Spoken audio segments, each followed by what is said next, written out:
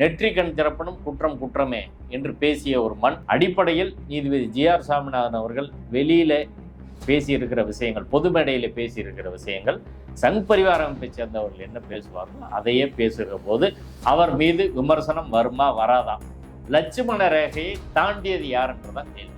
நான் சொல்றேன், அப்படி சொல்றவாதான் அயோக்கிய முட்டாள் காட்டுப்புராண்டி நான் சொல்றேன்.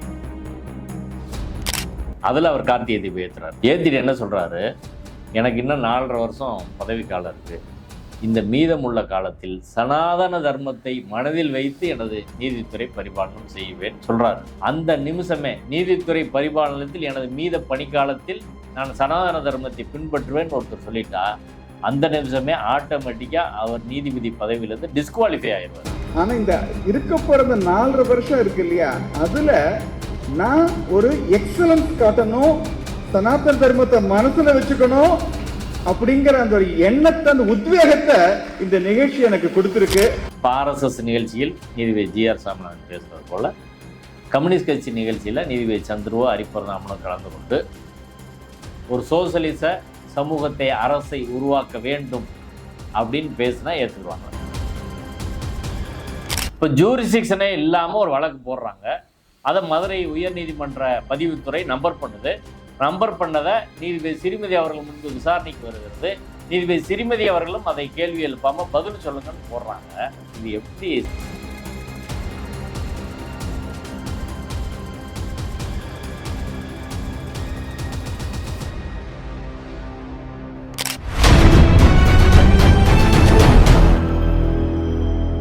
அறக்கழகம் பார்வையாளர்களுக்கு வணக்கம். இன்று நாம் சந்திக்க இருக்கிற மிக முக்கியமான ஆளுமை வழக்கறிஞர் வாஞ்சிநாதன். திருப்பரங்குன்றம் தொடர்பாக தொடர்ச்சியாக களத்திலும் நீதிமன்றத்திற்குள்ளும் போராடி கொண்டு வருகிற முன்னாள் நீதிபதி திரு ஹரிபரந்தாமன் அவர்கள் மீது ஒரு நீதிமன்ற அவமதிப்பு வழக்கும், அதற்கப்புறம் உங்கள் மீதும் வழக்கறிஞர் வாஞ்சிநாதன் மீதும் ஒரு நீதிமன்ற அவமதிப்பு வழக்கும் தொடக்கப்பட்டிருக்கிறது. கூடுதலாக அமைச்சர் மனோ தங்கராஜ் அவர்கள் மீதும் ஒரு வழக்கு தொடுக்கப்பட்டிருக்கிறதாக தொடர்ச்சியான செய்திகள் வந்து கொண்டிருக்கிறது. இதை நீங்க எப்படி பார்க்கறீங்க? ரொம்ப ஒரு அபாயகரமான ஒரு போக்கா நான் பார்க்குறேன். சங் பரிவார அமைப்புகளை விமர்சிப்பவர்களை, அவங்களோட அரசியல் திட்டங்களை அம்பலப்படுத்தி போராடுபவர்களை சிங்கிள் அவுட் பண்ணி குறி வச்சு தாக்குவது அப்படின்ற வேலையை சங் பரிவார அமைப்பை சேர்ந்தவர்கள் திட்டமிட்டு சிஸ்டமேட்டிக்காக பண்ணுறாங்க. அதை தமிழ் சமூகம் தீவிரமாக எதிர்க்கணும் அப்படின்றது தான். இப்போ நீதிபதி ஹரிபரந்தாமன் நம்ம எல்லாரும் அறிந்த ஒரு மக்கள் நீதிபதி, ஓய்வு பெற்ற பின்பு கூட எந்த பதவியும் எதிர்பார்க்காமல் களத்தில் நின்று செயலாற்றக்கூடியவர், யார் தவறு செய்தாலும் அரசியல் சட்டப்படி விமர்சிக்கக்கூடியவர். ஒரு நீதிபதி ஜி.ஆர். சாமிநாதன் அவர்கள் தீர்ப்புகளை விமர்சித்திருக்கிறார், உச்சநீதிமன்ற தீர்ப்புகளை விமர்சித்திருக்கிறார், திமுக அரசை விமர்சித்திருக்கிறார், அமைச்சர் சேகர் பாபுவை விமர்சித்திருக்கிறார், பல்வேறு விமர்சனங்களை அவர் முன்வைத்திருக்கார். இதெல்லாம் சமூக வலைத்தளங்கள்ல இருக்குது. இப்ப திருச்சி ஸ்ரீரங்கத்தை சேர்ந்த ரங்கராஜன் தமிழ்நாட்டோட அட்வொகேட் ஜெனரல் PS ராமனுக்கு ஒரு மனு அனுப்புகிறார். அந்த மனுவில் நீதிபதி ஹரிபரந்தாமன் புதிய தலைமுறை தொலைக்காட்சிக்கும் நக்கீரன் யூடியூப் சேனலுக்கும் 2 பேட்டிகள் கொடுத்திருக்கிறார். அந்த 2 பேட்டிகள் திருப்பரங்குன்றம் தொடர்பானது. திருப்பரங்குன்றம் பிரச்சனையில் நீதிபதி ஜி.ஆர். சாமிநாதன் கொடுத்த தீர்ப்பு, நீதிமன்ற அவமதிப்பு வழக்கில் குறித்து பேசுகிற அந்த காணொலியில் நீதிபதியை அவமதித்திருக்கிறார் நீதிபதி ஹரிபரந்தாமன் அப்படின்றதான் குற்றச்சாட்டு. இதற்கு AG PS ராமன் அவர்கள் உரிய அனுமதி கொடுக்கல.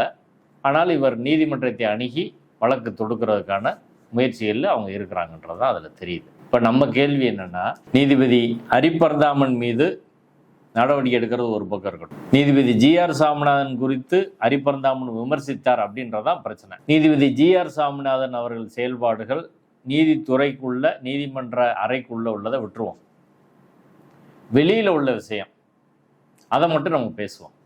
அதை யார் வேணாலும் பேசலாம், அது நீதிமன்ற அவமதிப்பு சட்டத்தின் கீழ் வராது. சமீபத்தில் திருப்பரங்குன்றம் பிரச்சனையில் விடுதலை சிறுத்தைகள் கட்சி சார்பில் மதுரை பழங்காநத்தத்தில் ஒரு ஆர்ப்பாட்டம் நடத்தினாங்க. அந்த ஆர்ப்பாட்டத்தில் பேசிய விடுதலை சிறுத்தைகள் கட்சியின் தலைவர் தொல் திருமாவளவன் அவர்கள் நீதிபதி ஜி.ஆர். சாமிநாதனை சங்கி என்று விமர்சித்தார். இப்போ நீதிபதி அரிப்பரந்தாமனும் அப்படி சொல்லியிருக்கதா சொல்கிறாங்க. இப்போ நீதிபதி அரிப்பரந்தாமன் என்ன அடிப்படையில் சொல்கிறாரு அப்படின்னு அவர் இந்த பேட்டி மட்டும் இல்லை, இந்த நக்கீரன் புதிய தலைமுறை பேட்டி மட்டும் இல்லை, இன்னும் நிறைய பேட்டிகள் இருக்குது. நீதிபதி அரிப்பரந்தாமன் தொடர்ச்சியாக ஒரு விஷயத்தை சொல்லிட்டு வர்றார். என்னென்னா, நான் நீதிபதி அரிப்பரந்தாமன் அவர்கள் தன்னை குறிப்பிட்டு, நான் வழக்கறிஞராக இருந்தபோது கம்யூனிஸ்டாக இருந்தேன், நீதிபதியான பிறகு அரசியல் சட்டத்தை மட்டும் ஏற்றுக்கொண்டு அந்த அடிப்படையில் தான் தீர்ப்புகள் வழங்கினேன், அந்த அடிப்படையில் தான் பேசினேன். இப்போ ஓய்வு பெற்றுட்டேன், நான் திரும்பவும் கம்யூனிஸ்ட கருத்துக்களை பேசுகிறேன். இப்படி தான் நீதிபதியில் இருக்க முடியும். நீதிபதி ஜி.ஆர். சாமிநாதன் அவர்கள் வழக்கறிஞராக இருக்கும்போது ஆர்எஸ்எஸ்ல இருந்தார். ரிட்டையர் ஆன பிறகு அவர் ஆர்எஸ்எஸ்க்கு பேசலாம். நீதிபதி பதவியில் இருக்கிற போது பேச முடியாது அப்படின்றதான் அவர் தொடர்ச்சியாக வைக்கிற வாதம். அதனால தான் அந்த நக்கீரன் வீடியோவில் சங்கி கம்யூனிஸ்ட் அப்படின்னு அவர் சொல்லியிருப்பார். நான் கம்யூனிஸ்ட் போல் அவர் இருக்கிறாரு அப்படின்னா, பதவியில் இருக்கும்போது பேசக்கூடாதுன்னு அவர் சொல்கிறது சாரணம். ரிட்டையர் ஆன பிறகு நீங்கள் ஆர்எஸ்எஸ்ல இருந்துட்டு கூட பேசலான்றது ஒரு பிரச்சனை இல்லைன்றது அவர் கருத்து. இப்போ நீதிபதி ஜி.ஆர். சாமிநாதன் அவர்கள் அந்த சனாதன சங் பரிவாரின் கருத்துக்களை ஆதரிக்கக்கூடியவராக இருக்கிறாரா இல்லையா அப்படின்றத இப்போ பிரச்சனையின் மையப்பொருள். அவர் வெளியில் பேசின விஷயங்கள்லேருந்து நம்ம பேசுவோம். முதல்ல ஒரு நிகழ்ச்சி எடுத்துக்கிடுவோம். போன 2023 ஏப்ரல் மாதம் சென்னையில் ஒரு நிகழ்ச்சியில் அவர் பேசுகிறார். அந்த நிகழ்ச்சியில் என்ன சொல்கிறாருன்னா, if this demographic profile is altered, this constitution will cease to exist. Demographic profile மாறிடுச்சுன்னா அரசியல் சட்டம் இருக்காது. பாரதிய தர்மத்தை நாம் காக்க வேண்டும், பின்பற்ற வேண்டும், நமது சம்பிரதாயங்களை காக்க வேண்டும். இதான் அந்த நிகழ்ச்சியில் அவர் என்ன சொல்ல வர்றார் அப்படின்னா, இது ஆர்எஸ்எஸ் தொடர்ச்சியாக சொல்லிட்டு வர்றது தான். இஸ்லாமியர்கள் கிறிஸ்தவர்கள் எண்ணிக்கை கூடிருச்சுன்னா நாடு அவங்ககிட்ட போயிடும் அப்படின்றதான் ஆர்எஸ்எஸ் சொல்கிறது. இது ஆர்எஸ்எஸ் தொடர்ச்சியாக சொல்லும் ஒரு பொய். அதையே நீதிபதி பேசுகிறாரு. அடுத்து நம்ம சம்பிரதாயங்களை காக்கணும். அப்படி சம்பிரதாயம்னா என்ன சம்பிரதாயம்? என்ன சம்பிரதாயம்னு சொல்லணும்ல. தீண்டாமை இங்கே ஒரு சம்பிரதாயமாக இருந்துச்சு. பெண்கள் மார்புள்ள சேலைனை கூட ஒரு சம்பிரதாயமாக இருந்துச்சு. குழந்தை திருமணம் ஒரு சம்பிரதாயமாக இருந்துச்சு. தேவதாசி முறை ஒரு சம்பிரதாயமாக இருந்துச்சு. இன்னைக்கு வரை தமிழ் வழிபாட்டு உரிமை மறுக்கப்படுவது ஒரு சம்பிரதாயமாக இருக்கிறது. கருவறைக்குள் தமிழர்கள் அனுமதிக்கப்படுவது ஒரு சம்பிரதாயம், அனுமதிக்க மறுப்பது ஒரு சம்பிரதாயமாக இருக்குது. இதில் எந்த சம்பிரதாயத்தை காக்கணும்? அரசியல் சட்டம் எதுக்கு வந்துச்சு? இந்த சம்பிரதாயங்கள்லாம் ஒழிச்சு தான் அரசியல் சட்டம் அதுக்கு எதிராக தான் வந்துச்சு. இப்போ அரசியல் சட்டத்தின் மீது உறுதிமொழி எடுத்துக்கொண்ட ஒரு நீதிபதி பாரதிய சம்பிரதாயத்தை பின்பற்றணும் அப்படின்னு சொல்கிறது சரியா அப்படின்ற கேள்வி வருமா வராதா? ஒன்று. ரெண்டாவது விஷயம், 2025 ஜூலை 30 சென்னையில் ஒரு நிகழ்ச்சி நடக்குது. வேத விற்பனர்களோட 17வது ஆண்டு விழா நிகழ்ச்சி நடக்குது. அந்த 17வது ஆண்டு விழாவில் நீதிபதி ஜி.ஆர். சாமிநாதன் கலந்து கொண்டு வேதத்தை காப்பாற்றினால் வேதம் உங்களை காப்பாற்றும் அப்படின்னு பேசுகிறாரு. அதில் வழக்கறிஞராக இருந்தபோது நடந்த ஒரு சம்பவத்தையும் சொல்கிறாரு. அதில் ஒரு விசாரணை நீதிமன்ற நீதிபதி ஒரு பார்ப்பன சமூகத்தை சேர்ந்த ஒருவரை அவர் குடும்பி வச்சிருந்ததுக்காக அதிக தண்டனை கொடுத்தாரு அப்படின்னு நீதித்துறைக்கு சாதியம் கற்பித்து அவர் பேசினார். ரெண்டாவது விஷயம். மூணாவது விஷயம், ஜனவரி 27 இந்த 2024 போன ஜனவரி 27 சென்னையில் தாரா அப்படின்ற ஒரு தொண்டு நிறுவனம் ஒரு நிகழ்ச்சி நடத்துகிறாங்க. அதில் திருப்பரங்குன்றம் பிரச்சனை தொடர்பாக அந்த சர்வேக்களில் அது தீபத்தூண் என்று சொல்லி அதில் தீபம் ஏற்றன்றது அவரோட தீர்ப்பு. அதே போல் ஒரு தீபத்தூண் மாடல் அங்கே செஞ்சு வச்சு அதில் அவர் கார்த்திகை தீபம் ஏற்றுறாரு. ஏற்றிட்டு என்ன சொல்கிறாரு, எனக்கு இன்னும் 4.5 வருஷம் பதவி காலம் இருக்குது, இந்த மீதமுள்ள காலத்தில் சனாதன தர்மத்தை மனதில் வைத்து எனது நீதித்துறை பரிபாலனம் செய்வேன் சொல்கிறாரு. இப்போ நம்ம கேள்வி என்னென்னா, இந்திய அரசியல் சட்டம் மதச்சார்பற்றது. இப்போ மதச்சார்பற்ற ஒரு அரசியல் சட்டத்தின் மீது உறுதிமொழி எடுத்த ஒரு நீதிபதி ஒரு மதத்தின் கூறுகளை பின்பற்றுவேன், சனாதன தர்மத்தை பின்பற்றுவேன் அப்படின்னு சொன்னால் அந்த நிமிஷமே நீதித்துறை பரிபாலனத்தில் எனது மீத பணிக்காலத்தில் நான் சனாதன தர்மத்தை பின்பற்றுவேன்னு ஒருத்தர் சொல்லிட்டா அந்த நிமிஷமே ஆட்டோமேட்டிக்காக அவர் நீதிபதி பதவியிலேருந்து டிஸ்குவாலிஃபை ஆயிடுவார். அப்போ அரசியல் சட்டம் மதச்சார்பற்றது. இப்போ அரசியல் சட்டத்தின்படி நீதி வழங்க வேண்டிய ஒரு நீதிபதி சனாதன தர்மத்தை பின்பற்றி, சனாதன தர்மம்னா என்ன அப்படின்ற விவாதம் ஒரு பக்கம் இருக்கட்டும், அது ஒவ்வொருத்தர் ஒரு மாதிரி இன்டர்பிரட் பண்ணுவாங்க. ஆனால் சனாதன தர்மம் குறிப்பிட்ட இந்து வைதிக மதத்துக்கு சொந்தமான கான்செப்ட்ன்றது எல்லாருக்கும் தெரியும், அதை யாருமே மறுக்க முடியாது. இப்போ குறிப்பிட்ட ஒரு மதத்துக்கு சொந்தமான கான்செப்டை பின்பற்றி நான் நீதி வழங்குவேன்னு சொன்னால், இப்போ இஸ்லாமியர்கள் அந்த கோர்ட்டுக்கு வர்றதா இல்லையா, கிறிஸ்தவர்கள் அந்த கோர்ட்டுக்கு வர்றதா இல்லையா, நாத்திகர்கள் அந்த கோர்ட்டுக்கு வர்றதா இல்லையா, இங்கு சனாதன தர்மத்தை ஏற்காத, வைதிக இந்து மதத்தை ஏற்காத, நாட்டார் தெய்வ வழிபாட்டு முறையை பின்பற்றும் 90% தமிழர்கள் இந்த நீதிமன்றத்துக்கு வர்றதா இல்லையா, அவர்களுக்கு எதை பின்பற்றி அவர் தீர்ப்பு கொடுப்பார். இப்படி சந்தேகம் வருமா வராதா? இப்போ அவர் மீது விமர்சனம் வருமா வராதா? நான் அவரை எந்த விமர்சனமும் நேரடியாக சொல்லலை, நான் இந்த விஷயங்கள்லாம் தொகுத்து சொல்கிறேன். மக்கள் முடிவு பண்ணிட்டோம். அவர் பொது மேடையில் பேசின விஷயங்கள்லேருந்து நம்ம சொல்கிறோம். எல்லா நீதிபதியும் நம்ம சொல்லலை. இன்னும் பிராமண சமூகத்தை சேர்ந்த பல நீதிபதிகள் இருக்கிறாங்க. நீதிபதி ஆனந்த வெங்கடேஷ் இருக்கிறார், இன்னும் நிறைய நீதிபதிகள் இருக்காங்க. எல்லாரையும் இப்படி நம்ம எல்லாரும் விமர்சனம் பண்ணுறாங்களா? நீதிபதி ஹரிபரந்தாமன் விமர்சனம் பண்ணுறாங்களா? குறிப்பிட்ட சில பிரச்சனைகளை விமர்சனம் பண்ணுறோம்.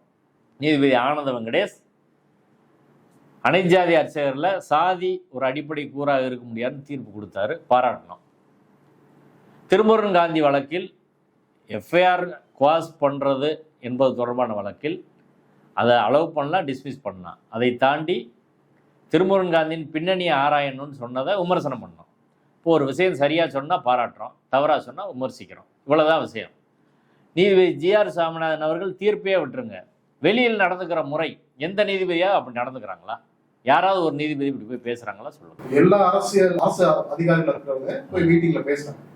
ஃப்ரீடம் ஆஃப் எக்ஸ்பிரஷன் அப்படிங்கிறது நீதிபதி இல்லையா, அவங்க பேச முடியாதா, பேசக்கூடாதா? அதாவது பேசலாம், பேசக்கூடாதுன்னு கிடையாது.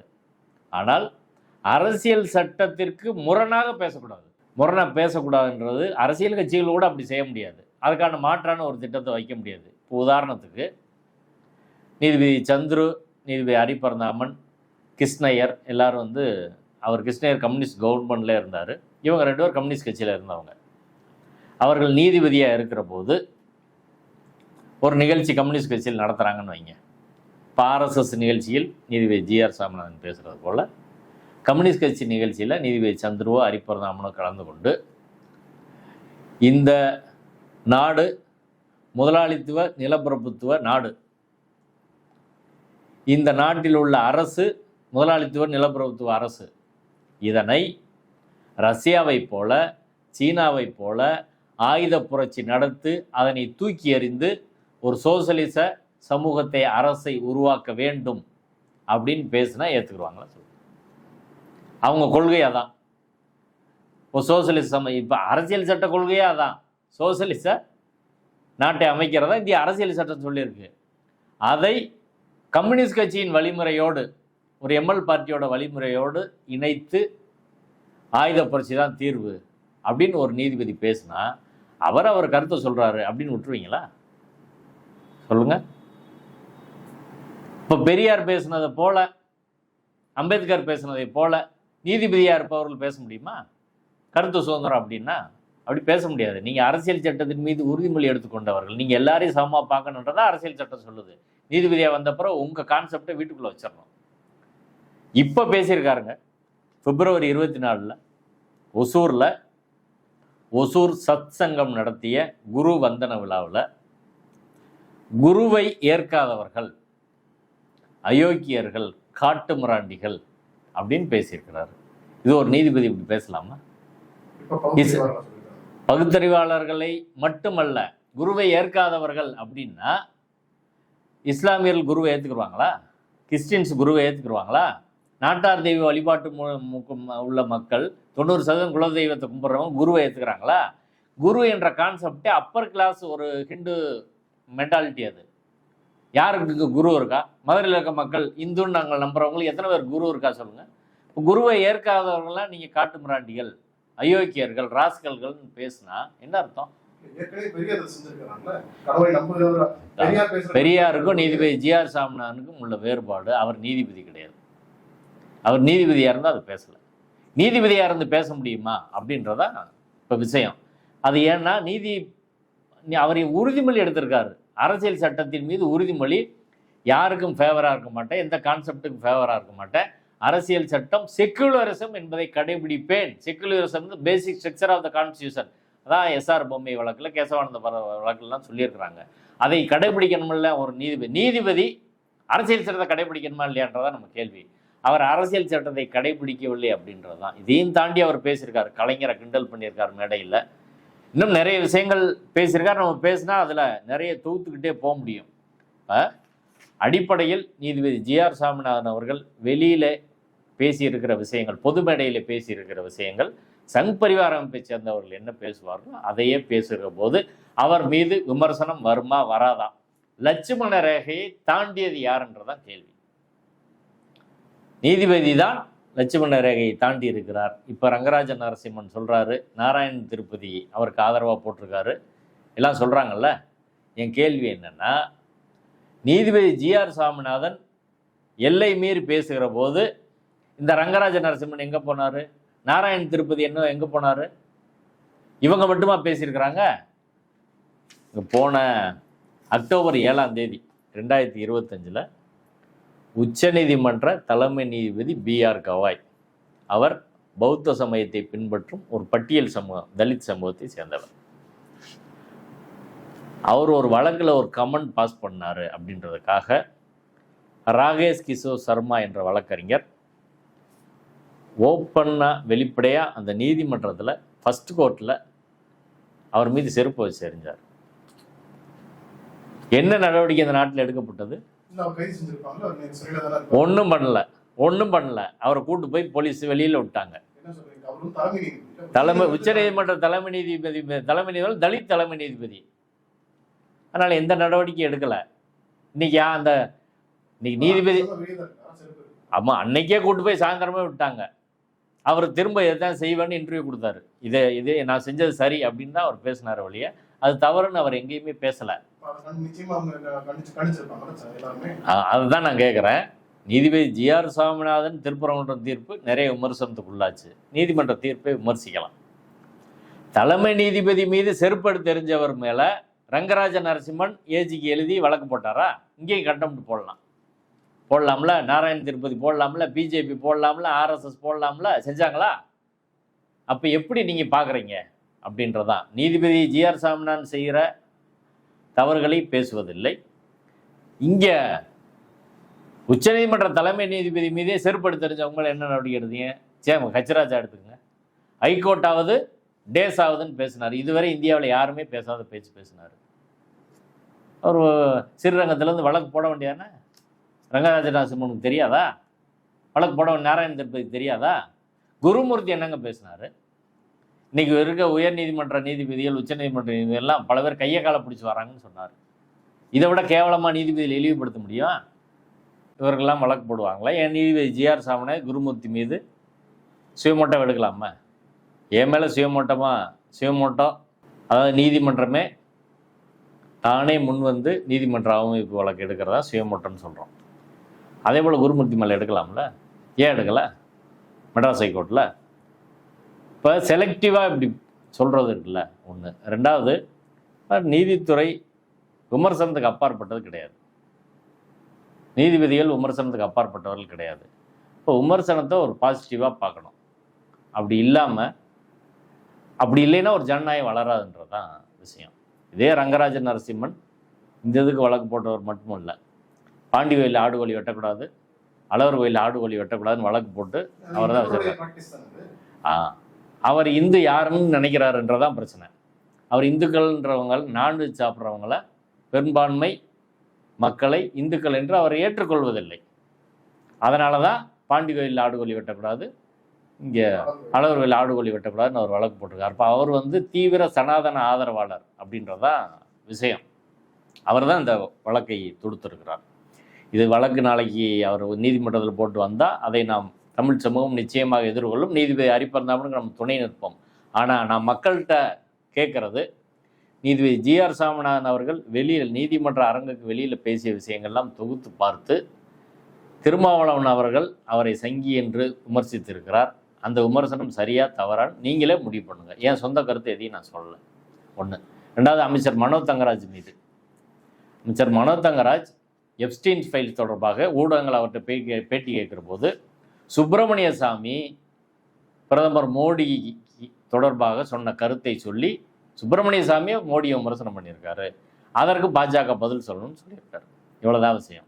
இதற்கு பிஜேபியோட தூத்துக்குடி மாவட்ட வழக்கறிஞர் அணியோட தலைவர் நீதிபாண்டி என்ற வழக்கறிஞர் அவரோட டியூட்டியே என்ன சொல்றாருன்னா, அவங்க கட்சியோட கண்ணியத்தை காப்பாற்றுறதா அவர் டியூட்டி. அதனால அதுக்கு எதிராக அமைச்சர் பேசியிருக்கிறாரு. அவர் மீது எஃப்ஐஆர் போடணும்னு சொல்லி கோவில்பட்டி வெஸ்ட் போலீஸ் ஸ்டேஷனில் 15/2 புகார் கொடுத்துட்டு சென்னை உயர்நீதிமன்றம் மதுரை கிளையில் ஒரு வழக்கு தாக்கல் செய்திருக்கிறார். அதில் முக்கியமான பிரச்சனை என்னென்னா, அமைச்சர் மனோ தங்கராஜ் அவர்கள் எம்எல்ஏ அமைச்சராக இருக்கார். எம்எல்ஏ எம்பி அமைச்சர் தொடர்பான வழக்குகளை விசாரிக்க வேண்டிய ஜூரிஸ்டிக்ஷன் வந்து மெட்ராஸ் ஹைகோர்ட்டுக்கு மட்டும்தான் இருக்குது. மதுரை உயர்நீதிமன்றத்துக்கு அந்த ஜூரிஸ்டிக்ஷன் இதுவரை கொடுக்கவே இல்லை. இப்போ ஜூரிஸ்டிக்ஷனே இல்லாமல் ஒரு வழக்கு போடுறாங்க. அதை மதுரை உயர்நீதிமன்ற பதிவுத்துறை நம்பர் பண்ணுது. நம்பர் பண்ணதை நீதிபதி ஸ்ரீமதி அவர்கள் முன்பு விசாரணைக்கு வருகிறது. நீதிபதி ஸ்ரீமதி அவர்களும் அதை கேள்வி எழுப்பாமல் பதில் சொல்லுங்கன்னு போடுறாங்க. இது எப்படி சரின்னு நம்மளுக்கு தெரியலை. ஆனால் மனோ தங்கராஜை அவர்கள் குறிவைக்கிறார்கள். காரணம், அவர் மோடிக்கு 108 கேள்விகள் கேட்டு புத்தகம் போட்டவர். தொடர்ச்சியாக கன்னியாகுமரியில் சங் பரிவார அமைப்புகளுக்கு களத்தில் நின்று நெருக்கடி கொடுத்து கொண்டு இருப்பவர். எல்லாம் தமிழகம் அறிந்த அவர் ஒரு போர்க்குணமிக்க ஒரு நபர். அவரை காலி பண்ணணும், அதற்கான ஒரு முயற்சியாக அவரை தேர்தலையும் காலி பண்ணுறதுக்கு ஒரு முயற்சி பண்ணுறாங்க. தீவிரமாக அதுக்கு வேலை செய்யணும்னு நீதிமன்ற வழியாகவும் ஒரு நெருக்கடி கொடுக்குறாங்க. இந்த வழக்கு மார்ச் 12 போட்டிருக்கு. என் மீதான வழக்கை பொறுத்து இன்றைய தினம் வழக்கு விசாரணைக்கு வந்தபோது என் மீதான வழக்கு நீதிபதி ஜிஆர் சாமிநாதன் என் மேலே சுயமோட்டாவை கண்டெம்ட் எடுத்தார்ல, அது தலைமை நீதிபதிக்கு போய் அங்கே பெண்டிங் இருந்துச்சு. அதற்கு பிறகு அது மதுரை உயர்நீதிமன்ற கிளைக்கு மாற்றி இன்றைக்கி அது விசாரணை வந்திருக்கிறது. சீல் வச்ச கவரில் நான் பேசிய தொடர்பான ஆதாரங்கள் எல்லாம் கொடுத்திருப்பதாக சொல்லியிருக்கிறார்கள். அது வாய்தா போயிருக்குது. அந்த ஆவணங்களை பரிசீலித்து நீதிமன்றம் முடிவு பண்ணும். இப்போ நம்ம கேள்வி என்னென்னா, இந்த நாடு அரசியல் சட்ட நாடு. சங் பரிவார அமைப்புகள் திருப்பரங்குன்றம் பிரச்சனை எடுத்து தீவிரமாக போகிறாங்க. இதுக்கடையில் பல்வேறு எப்ஸ்டீன் ஃபைல்ஸ்லேருந்து பல்வேறு பிரச்சனைகள் வருது. இதில் இந்த நாட்டில் யார் கருத்து சொல்லக்கூடாதா? சங் பரிவாருக்கு எதிரான அரசியல் கட்சியை சொல்லலாமா? அரசியல் கருத்துக்களை சொல்லலாமா கூடாதான்னு சொல்லுவோம். இப்போ சொல்லுபவர்கள் எல்லாம் குறிவைத்து தாக்கினால் நீதிபதி ஹரிபரந்தாமன் அவர்கள் தான், சந்துரு அவர்களும் நீதிபதி ஹரிபரந்தாமன் அவர்கள் தான் ஓய்வு பெற்ற நீதிபதிகளில் மக்களுக்காக நின்று பேசக்கூடியவர்கள். இல்லை, ஹரிபரந்தாமன் களத்திலே வந்து எல்லா இடத்துலையும் ஃபைட் பண்ணக்கூடிய ஒரு நபராக இருக்கிறாரு. இப்போ அவரை குறிவைக்கிற போது தமிழ் சமூகம் அமைதியாக இருக்கக்கூடாது அப்படின்றது தான். இப்போ அவருக்கு நாம் முழுமையாக துணை நிற்க வேண்டும். யார் குறிவைக்கப்பட்டாலும் சங் பரிவார அமைப்புகளால் அதற்கு எதிராக தமிழ்நாட்டு மக்கள் களத்தில் நிற்கணும். இது தமிழ் மண், ஒரு சாதாரண மண் கிடையாது. நெற்றி கண் திறப்பனும் குற்றம் குற்றமே என்று பேசிய ஒரு மண், கண்ணகி மன்னனை எதிர்த்து நீதி கேட்ட ஒரு மண், 2000 வருடமாக அறத்தோடு நிற்பதற்காக போராடி வரும் ஒரு மண். எங்கே தவறு யார் செய்தாலும் அதை கேட்கக்கூடிய ஒரு மண்ணாகத்தான் தமிழ் நிலம் இருக்கிறது. அந்த தமிழ் நிலத்தில் முன்னோடியாக களத்தில் நின்று செயல்படுபவர்களை முடக்கும் விதமாக சங் பரிவார அமைப்புகள் திட்டமிட்டு கால்குலேட்டிவாக வேலை செய்கிறாங்க. அதை புரிந்து கொண்டு தமிழ் சமூகம் இதற்கான எதிர்வினைகளை தீவிரமாக ஆற்ற வேண்டும். எல்லா கட்சிகளும் இந்த பிரச்சனைக்கு அறிக்கை கொடுக்க வேண்டும். நீதிபதி ஹரிபரந்தாமனோடு நாங்கள் துணை நிற்கிறோம் என்று சொல்ல வேண்டும். உண்மையாக மக்களுக்கு போராடக்கூடியவர்கள் தான் ரியல் ஹீரோஸ். இன்னைக்கு சினிமாவில் வந்துட்டு முதல்வராகன்னு சொல்கிறவங்களாம் கிடையாது. இப்போது உண்மையாக மக்களுக்காக நிற்கக்கூடியவர்கள் தான் உண்மையான கதாநாயகர்கள், தமிழ்நாட்டின் கதாநாயகர்கள். அவர்கள் யாராக இருந்தாலும் அவர்களுக்கு துணை நிற்க வேண்டும். அந்த வகையில் நீதிபதி ஹரிபரந்தாமன், மனோ தங்கராஜும் இருக்கிறார்கள். அவர்களுக்கு எல்லோரும் குரல் கொடுக்க வேண்டும். கண்டன கூட்டங்கள் நடத்த வேண்டும். அறிக்கைகள் கொடுக்க வேண்டும். நம் மக்களுக்காக போராடுபவர்களை பாதுகாத்தால் மக்களை பாதுகாக்க முடியும். இதை தமிழகம் அரசியல் கட்சியில் இயக்கங்கள் எல்லாம் புரிந்து கொண்டு செயலாற்ற வேண்டும். நன்றி. நன்றி.